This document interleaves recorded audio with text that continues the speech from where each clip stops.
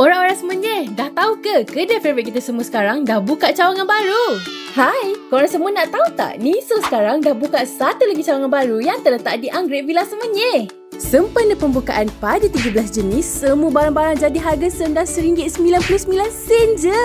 Kedai ni one stop center tau, sebab barang-barangnya cantik dan lebih berkualiti dengan harga yang murah dari tempat lain.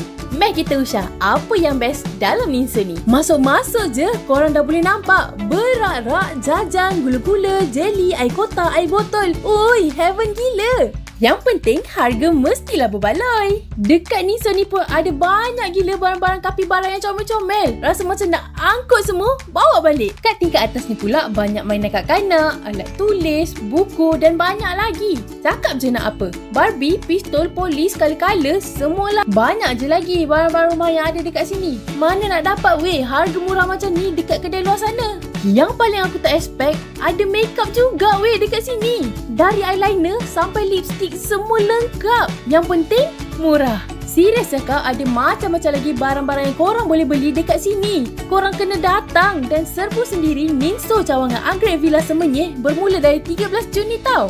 Jumpa korang dekat sini.